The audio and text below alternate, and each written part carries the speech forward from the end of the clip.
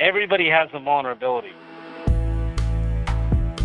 question is, how easy is it for the attackers to find it? How easy did you make it for them? That becomes the question. Do you think they're inside your network? They probably are.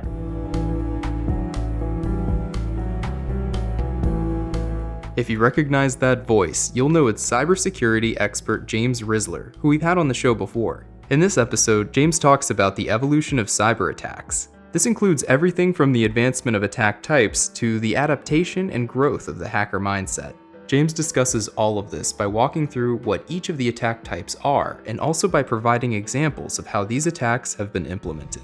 Be sure to listen to the end so you can hear a story of a particularly interesting attack that James recounts. But to get started, James walks you through the emergence of one of the first attack types, worms.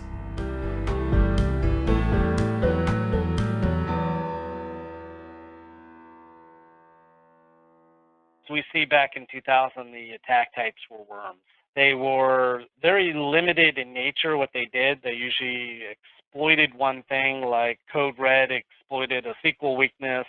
In 2005, we got spyware, which started basically looking at cookies on your machine and leaving other special treats on your machine based on what browsers allowed it to do, and rootkits. Rootkits enabled people to basically install backdoors, and that they could come back and take the machine over and basically run it as a root user.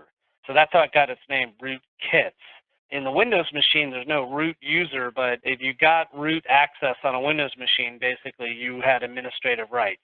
There are ways where you can, once you compromise a machine, that you can try to elevate your rights depending upon what you have. And you can go in at the command line and using a methodology figure out what your current rights are as a user. You might come in and take advantage of a print driver, and print driver has system rights. That's not administrative rights, but you got to elevate those rights. There's a whole process to how you go ahead and penetrate a machine and escalate your rights up. Sometimes you can do it, sometimes the machine is well defended and you can't, without compromising or indicating to the user that somebody's on that machine. Then 2007, Conficker started changing the game.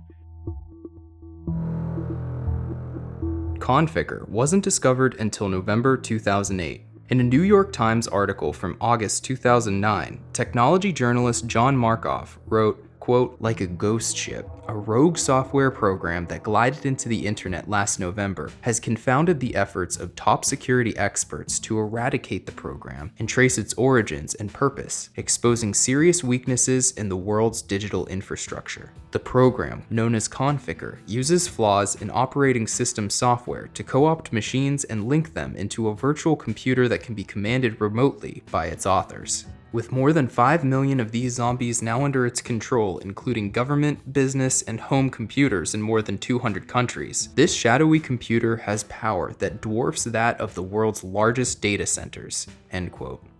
I know that sounds really dramatic, but the work of Conficker seemed to be incredibly advanced, and that scared a lot of experts in the cybersecurity field. In a later article from the New York Times in 2019, journalist Mark Bowden, an author of Worm, which is about the Conficker virus, wrote, quote, "Conficker's encryption was worlds ahead of most. It employed 3 of the most sophisticated coding methods in existence, RC4, RSA, and MD6, all produced by the premier cryptologist in the world, Ron Rivest, of the Massachusetts Institute of Technology." End quote. The FBI didn't catch the culprits behind the Conficker virus until its creators tried to refine Conficker's cryptography, which culminated in the new and improved Conficker-C. Bowden writes, quote, "This significantly narrowed the window during which Conficker's creators had revisited either the MIT or NIST websites. Combing through the relatively few experts who used the websites just before Conficker-C appeared, investigators found the IP address of smartsystem.com.ua, the address of a company that was the recipients of millions swindled by trafficconverter.biz. It was a gotcha moment. On July 21st, 2011, an FBI agent, Norm Sanders, arrested 3 men, Sergei Karmatov, Dmitry Volokitin, and Yevgen Feyetyev. They were men in their 30s who drove multi-million-dollar black Porsches and lived in penthouse apartments. They had met in school and were partners in smartsystems.com. Their company had more than 100 employees. Each claimed to earn the equivalent of only $30,000 annually. Mr. Kamartov said he was a school teacher, end quote. This attack was such a big deal, mainly because of its potential not only to commit theft, but because of its potential for launching a large-scale cyber attack on computer networks. We got into custom design software that had a lot of new features to it, the ability to encrypt itself, ability to morph itself, and the ability to call home. So now we're into what's called advanced persistent attacks, APTs. These are attacks that are designed against your organization. So somebody goes out and figures out who you are, what specifically is going on with your organization, and then they go attack it. And the reason that we have tomorrow, it's really today, increased attack surface, not only is everybody carrying a cell phone around with them, which is basically a very powerful personal computing device, that's got an attack surface. If you've looked at the Android, all the attacks that have come across the Google operating system, there's attacks against the Google browser, Microsoft browser. By the way, don't use Microsoft browser. But what we have to do is we have to come up with responses for each one of these. In the beginning, it was antivirus or host-based deterrence. So on the machine, you'd have a host-based solution that if anything changed on the machine, it would notify the user. Then we got into intrusion detection and intrusion prevention system, the perimeter. That helped with certain things.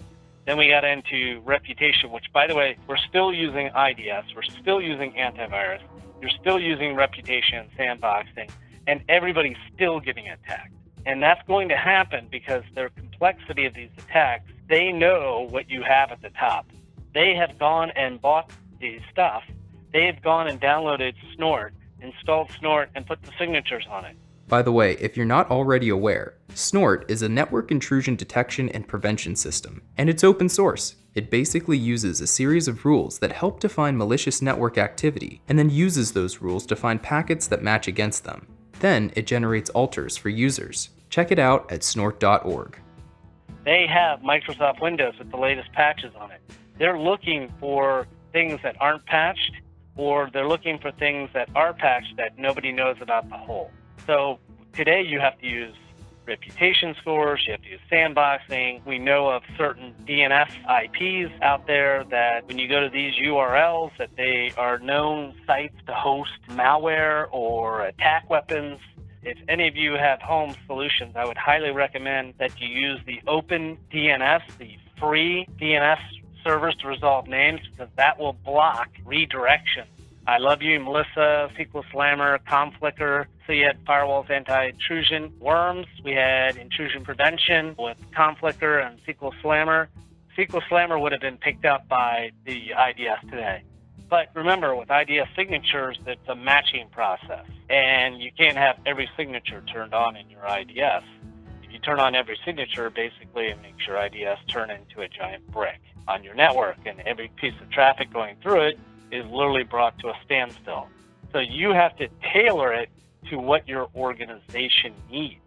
So you should tailor your signatures on your IDS or IPS to match the applications and solutions that the users are using. Now more and more users are using cloud-based computing software, and cloud-based computing software creates an increased attack surface. So now people are using Evernote. The application Evernote that James just referred to is a task and text application. The Health Sector Cybersecurity Coordination Center, or HC3, which serves as a U.S. Department of Health and Human Services to increase awareness of cybersecurity attack, actually just released a statement on August 10, 2022 about Evernote, saying that, quote, HC3 has been made aware of a campaign that is currently targeting various healthcare providers. The campaign has a subject line of Victim Organization Date Business Review and utilizes a secure message theme. Inside of the email is a malicious link which lures the recipient to a victim organization themed Evernote site. On the site is an HTML download which has been identified as a malicious phishing Trojan. The file contains JavaScript which renders an Adobe and Microsoft theme page that attempts to harvest Outlook, IONOS, AOL, or other credentials. End quote. You got to be careful. Evernote, other applications like that are cloud-based, that creates potential opportunities for people to exploit maybe a hole in Evernote or a hole in that cloud-based solution to get access into your organization. And then directed attack, advanced persistent attacks. They know who you are. They've gone out and studied your company using Facebook, LinkedIn, all the free information they can get off the internet about your company. They might even come into your company and sit in the lobby or dumpster dive in your dumpster looking for things that could tell them about machines, software, or code that you have running in your network. It depends upon how bad they want to attack you.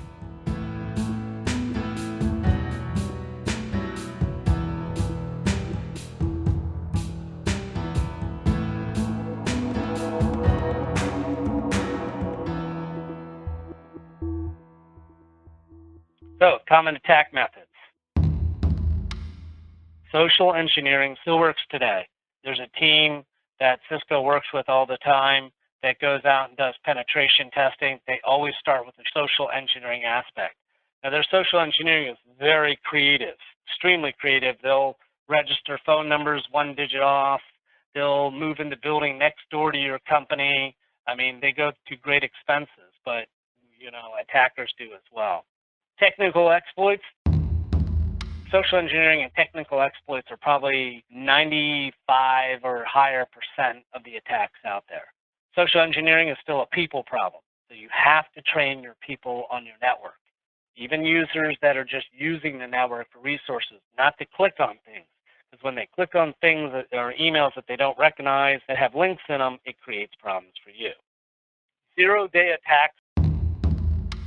Zero-day attacks are a lot more difficult to detect, and they're also a lot more difficult for somebody to create. They have to put a lot of time in to go find a zero-day attack. That means they have to study the software, constantly test the software, and it might not achieve what they want. So for time versus value, zero-day attacks do not achieve the greatest return on investment. So a lot of companies out there that do these types of attacks or organizations don't invest a lot in zero-day attacks. If they come across them, great. Sometimes instead of working on a zero-day attack, they wait for organizations to announce that they found code holes, and then what they do is they wait for somebody not to patch it. So they find that maybe Adobe found a code hole and is recommending everybody to patch, and then they know what people don't do. People don't patch their networks.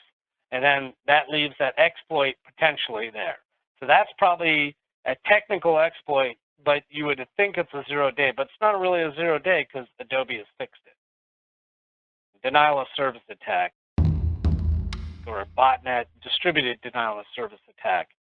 These types of attacks are usually perpetrated on an organization to disrupt its activities. At one time, the company SCO, SCO Unix, was going to sue Linux. And as soon as they started the lawsuit against Linux for claiming that code in the kernel of the Linux operating system, that Linus had taken it from their code, they literally cratered because all the Linux fans out there basically started a giant denial of service against them. Sometimes you might get a denial of service attack because Anonymous or another organization might not like what your organization is doing. Spoofing attacks. Spoofing attacks are a lot more difficult to do from the outside. They're usually done on the inside of the network. You can spoof DNS, you can spoof DHCP, and you can use tools like Cain and Abel to spoof ARP tables and mess with ARP tables on a switch network. Those types of problems can be solved using secured layer 2 VLAN implementation. Reflection amplification attacks. This is an example of when you basically send packets to one destination, hoping that destination then turns around and sends it on to the destination you really want it to attack. That would create a whole amplification attack if you send a bunch of forged packets to thousands of sites telling it you're coming from a different address. Smurf attacks can be pretty much solved using either firewalls today or good routing setup and configuration. Reconnaissance, they're not very common as a form of attack, but they do occur. I have it happen on my network. I see it on other people's networks all the time. So you'll see reconnaissance attacks all the time where people are scanning to see what ports you have open. Some of that traffic is legitimate, but some of it's not. And then finally, man-in-the-middle attack. can occur both inside and outside. So, attackers today, they quickly change tactics and tools. They build their own tools. So they don't use Metasploit. Metasploit helps security teams verify vulnerabilities, manage security assessments, and improve security awareness. The reason they don't use Metasploit is because there's IPS signatures today that fire for Metasploit. So they have to go out and build their own tools. But they might use the concepts of how Metasploit configures an attack in their tool. So they have to determine what the machine or device that they want to attack is, and then get a lot of background information before they start crafting their attack or building their tool. They might devise a spam campaign. Yes, spam still works. People still click on it. If you craft a spam well enough, the user might click on it because they might be distracted, they might not be taking their time, and they might think, oh, my bank's sending me an email telling me that they're going to be doing an outage, and click here and report some information. Okay, the bank should already know that. Banks may send you that type of information telling you about an outage, but they probably wouldn't put links in there. So you have to go look at those email addresses and be very curious about where those emails are coming from and make sure you validate them. If all else fails, delete it. Design malware on trusted tools. So they might put malware inside of code that you currently use. My home personal machine was tricked with malware that appeared as one thing, but it wasn't. Everybody has a vulnerability. The question is, how easy is it for the attackers to find it? How easy did you make it for them? That becomes the question. Do you think they're inside your network? They probably are. So if you start looking at packets going out of your network, you'll probably start finding telltale signals that there is something going on in your network. I'll give you an example. If you see DNS TXT records going out or SRV records going out of your network, you need to be taking a look at those payloads and seeing if somebody's using DNS as a tunneling protocol. Take time to establish a hidden presence. It does take time. It's not easy. They could go work on your company or your organization for months. They'll probably, one attacker might be working in a team. So let's talk about the attacker methodology. To better understand the attacks that are happening, you have to understand the mindset of the attacker. So first one, they want to gather is info. How do they do that? Very easily, they just do internet searches. Somebody out there has put something on Facebook, on LinkedIn, or there's public documents out there that tell them information. They can go look at your DNS registration and see what your DNS servers are, what your IP addresses are, your public IP addresses. They can figure that stuff out. Once they figure that stuff out, they might start a scan of your network to see if your ports are open. It happens all the time. If you have a firewall there, your firewall will tell you potentially what's going on, that somebody's scanning you looking for open ports. You might have legitimate open ports like SMTP, port 25, or inbound email support. They might then try to determine on the other end of that, is the email server able to be compromised? Can that application be broken? What is that email server? So are you really physically using an email server or using an email proxy? So some type of device that acts as an intermediate email server but scans the attachments and watches for attacks. After they get a foothold, they want to gain access, then they want to escalate that. They will go look for public information. They will map that information. The attacker may be short-term oriented or they may be long-term oriented. If they're long-term oriented, once they gain access, they might go to sleep and come back later on. They might do more public digging or more information searches to try to help them once they have gained access for them to pivot sideways. Like they want to know what kind of printers you're running or what kind of wireless devices you're running on your network. Then they want to persist. So they want to make sure that every step that they make, they don't give themselves away by making too much noise.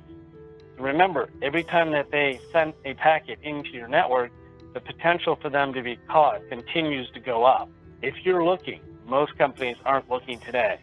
Then they want to expand and accomplish their goal. What is their goal? What are they trying to get from you? You have to think like the attacker. So, classic attack sequence is probe your network, penetrate the network, persist, propagate, and then potentially paralyze. This is typically a goal of an advanced persistent threat. Let's look at a really simple example of an attack. So here the attacker sends an email to a victim. Of course, the user in your network clicks on it, infects the victim's machine. The machine then starts sending command and control back out of the network. Command and control servers are not the same location as the external attacker. The external attacker may be using those as zombie machines somewhere else to control his attack. So he then goes to those command and control servers, which may be moving from URL to URL. And the reason he does that is to try to hide his attacks. The command and control signal on one signal might go to flumbawumba.com, and the next time it might go to abcz.com on the next packet it sends out. So it might every day look for a different command and control server. So they could set up, and most of the time they set up 3 or 4 command and control servers to give themselves some fault tolerance. The attacker then sends the instructions to the victim. So the attacker connects to the command and control server and says, I see I have an infected machine. Now I'm going to queue up an attack, but I have to look at the information I received from the machine about it. So usually when they infect the machine, they capture the sys info of the machine or the device. They want to figure out what kind of device it is, and they usually have routines or software code that they run that tells them very simple information about the machine. Remember, the attacker is thinking through this process.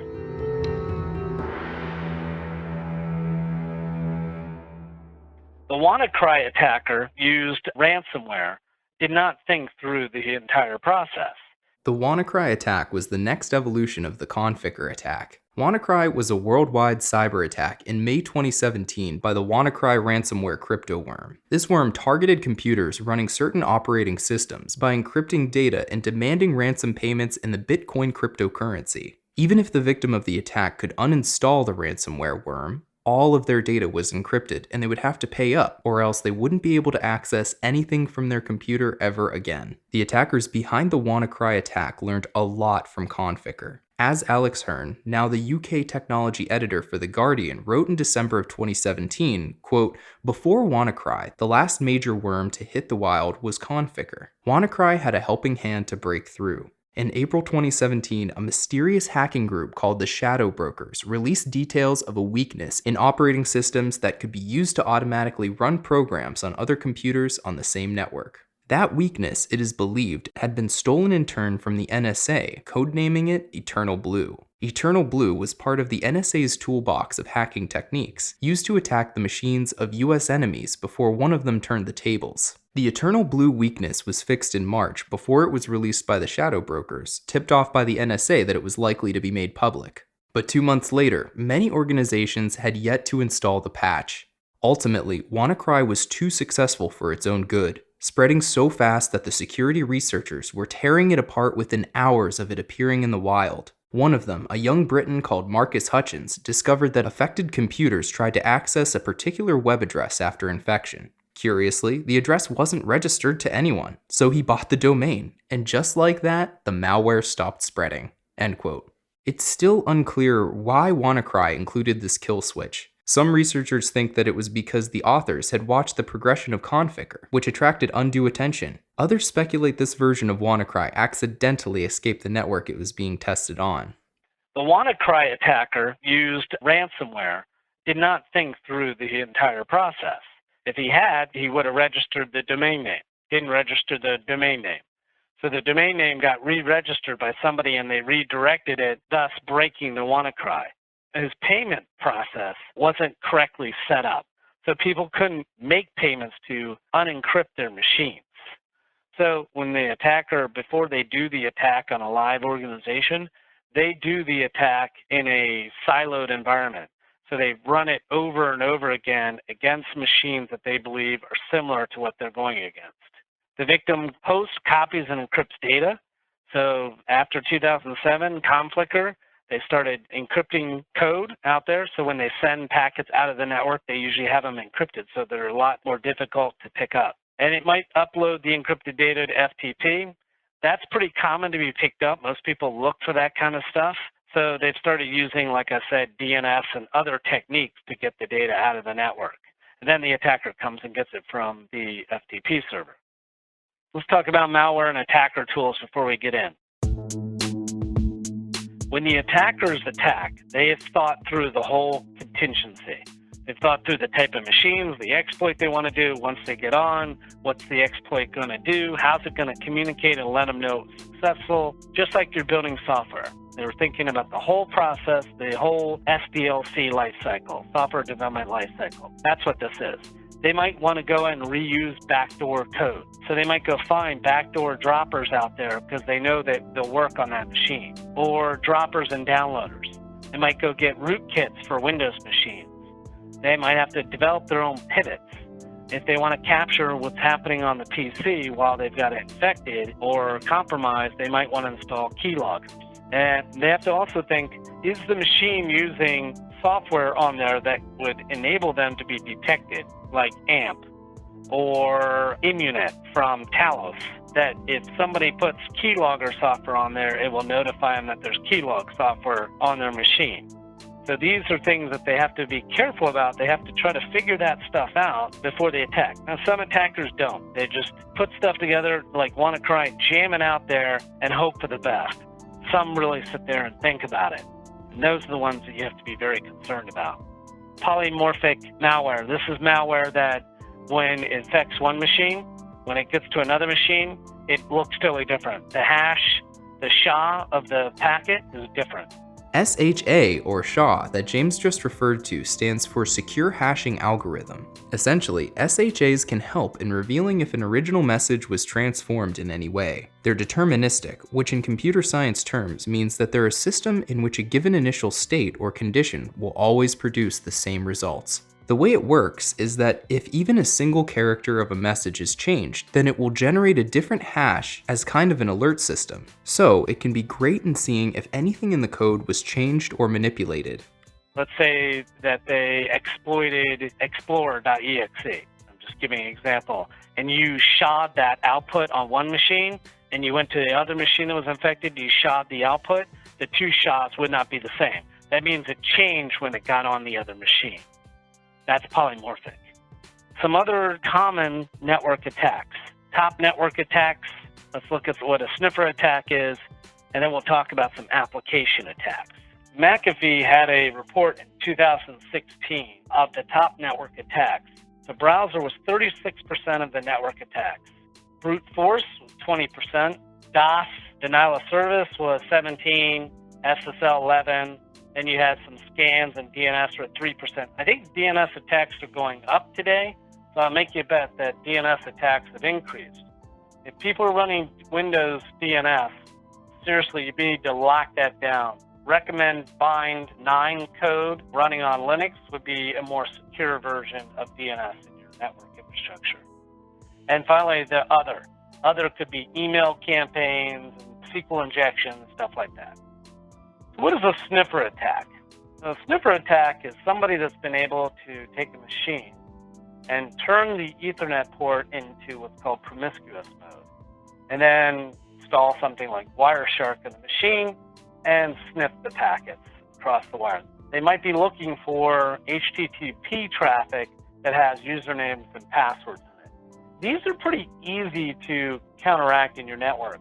If you're running a switch network, users shouldn't be able to see, if they plug a sniffer into the network, all the traffic on the network because of the way the switch functions and how it controls the ARP table. But if they poison the ARP cache, they could create an instance where you would get a lot more broadcast for communication and they could pick up things. But again, if your layer 2 switching network is set up correctly to alert you, these type of events, ARP cache poisoning, would be notified and would be captured.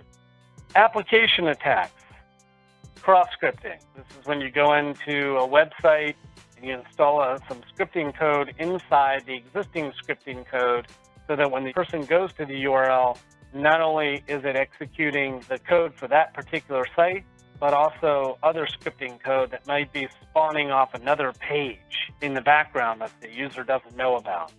I'll give you an example. You should go take a look when you go to CNN.com or other big websites like that, how many other sessions are spawned off when you go to that site? One of my previous colleagues used to use this example of a Idaho-based real estate company had a website. They got their website cross-scripted. By the time they figured out that their website was redirecting people to a hack site, they had infected 50 or more clients that went to their website to look at houses, machines. And what it did was it redirected them in the background and then tested their browser for exploits and downloaded the exploits. Applications that have broken authentication or session management are very poor coding techniques. It's very important that companies use good coding techniques out there and validate their own internal applications, especially if they're hosted on the internet. Trojan horse. Okay, so this was an example that just happened to me. I was running my home PC and I noticed that Adobe started running really slow and increasing in memory size. And finally my in-unit software kicked off, which is kind of like AMP, and said Adobe's been quarantined. And I was like, Adobe? And I went and looked at the Adobe executable and shot it, and of course, somebody had taken the Adobe executable, which worked. It launched Adobe, but it also had in it some other code. So it must have been a Trojan horse. So somehow, I either went to a site that replaced my Adobe, or I downloaded a PDF that did, or I got an illegal version of Adobe on that machine. I don't know how that would have happened, but you never know. I didn't go back and do the forensics, but it happened to me. And then when I downloaded the current version of Adobe, my problem went away and the software didn't seem to complain about it. So it can happen. ActiveX. Microsoft ActiveX had holes in it. So did Java.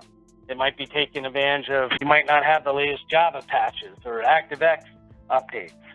Or your HTML code might be insufficient. So these are all different types of attacks that can be done against applications. Specifically, they try to do it against applications you host on the internet. So think about these applications you host, or if you're talking to another vendor. So maybe you have a partnership with another vendor, and maybe you have a VPN tunnel, and you think that these sites are secure, but you have to think about maybe that vendor that you're partnering with, they've gotten hacked. So now that is a conduit into your network. Security is made up of layers. On average, most organizations have 40 or more different security vendors in there. But are the security vendors' solutions working together?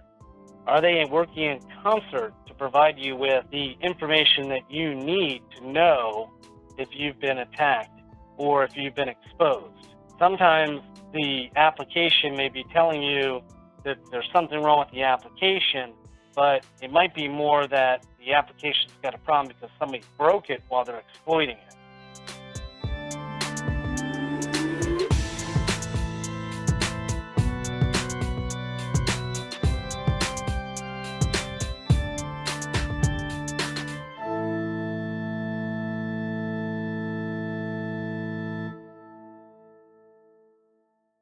Let's look at Open Web Application Security product, the top 10 types of attacks out there. OWASP, or the Open Web Application Security Project, is a nonprofit foundation that works to improve the security of software. According to their website, quote, through community-led open source software projects, hundreds of local chapters worldwide, tens of thousands of members, and leading educational and training conferences, the OWASP Foundation is the source for developers and technologies to secure the web, end quote. This foundation regularly releases their OWASP Top 10 on their website, which is a list of security risks and attacks that you can consider as a standard awareness document for developers and web application security. So, A1, injection, broken authentication session management, cross-scripting, insecure direct object reference. So if you make a reference to a direct object, but the direct object is not code that's secure, that could be exploited. So they could figure out what that object you use, maybe in .NET, that you could exploit. Security misconfiguration. I see that all the time. Sensitive data exposure. We read about that all the time. That university, by accident, put all of its students' records on the internet and exposed it. So those are things that you could see and could occur. Missing function and level access control. So you want to think of your application level access. You don't want to have just 2 tiers of control. You want to put in as many tiers as you can to make it harder for them to get across, through.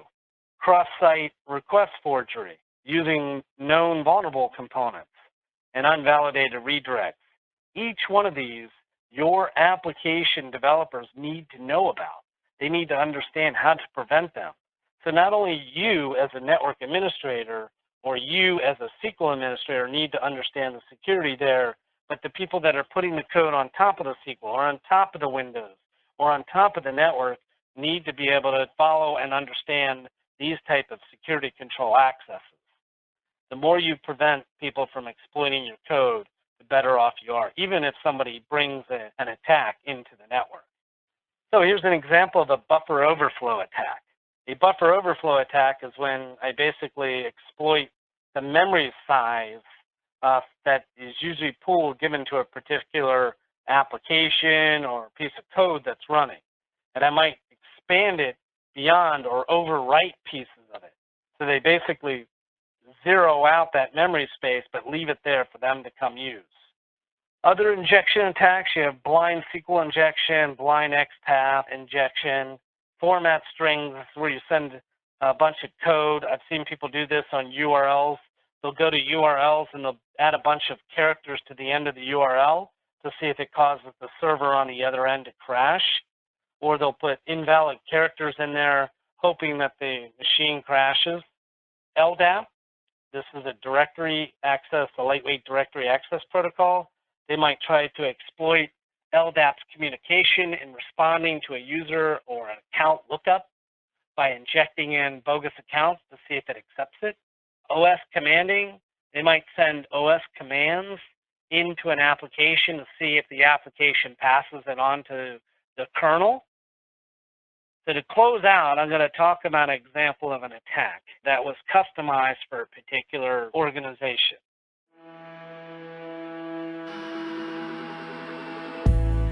This will give you an example of how far people will go to think through their attack and how long it can take them to find that attack on the network. On average, I think it's over 3 months for most companies to find the attack that's occurred in their network. So 4 South Korean targets were isolated off as being ones that were considered to be hostile to the country in the north. So these 4 South Korean organizations, Hyundai Merchant Marine being one of them, had a phishing attack done against them. The phishing attack was done through email spam. So first one, the technique was they utilized spam. All they needed was one person to click on it. Well, before they even started the spam campaign, they did a lot of research to determine what kind of machines were running on the network. They determined who worked for who. So they found out an example that Mary worked for the boss, Frank. So they sent Mary emails that looked like they came from Frank that had links in them. They were very specific in how they crafted this phishing attack because they figured out through public record searches all the people in the organization. They figured out the types of machines that they're running, the software that they were running on the machines. And then they crafted the attack against them. Once Mary clicked on the phishing attack, by the way, that's not a real name, in case you didn't know, they went in and they installed a Trojan dropper on the machine. Basically, this was a DLL code that once the machine rebooted or they needed access, the DLL loaded up in Windows 7. It allowed them to then install Keystroke Logger, a directory listing tool, a remote control and execution tool, and a remote access tool. Meanwhile, they also forced the machine to disable the firewall. So now a good attacker wouldn't have disabled the firewall. What would they have done?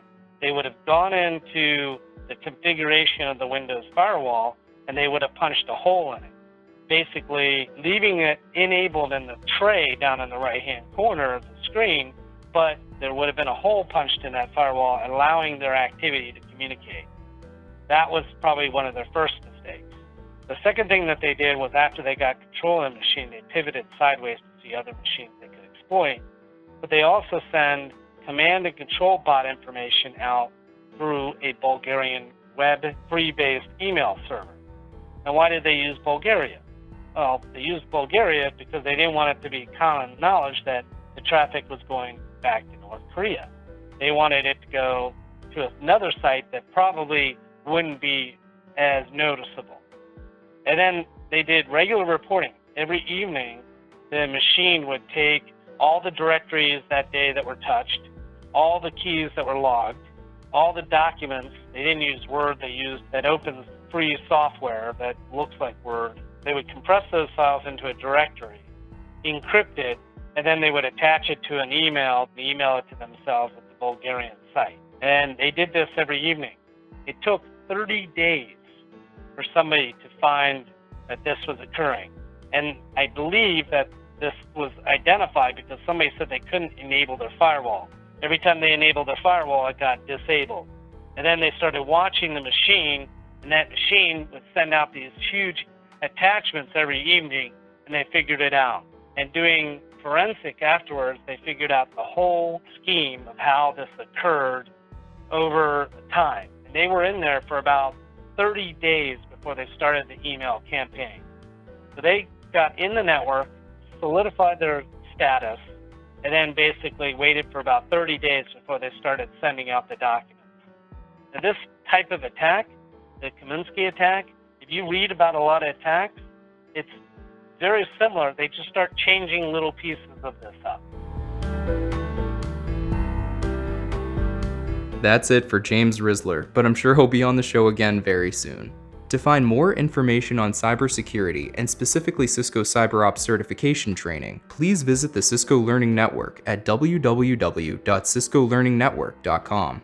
There, you can find training videos, study groups, and more information on how to get started in your cybersecurity career. And to hear more news and stories of others who have earned their Cisco certifications, please subscribe to the Cisco Learning Network podcast. Change your password. Thanks for listening.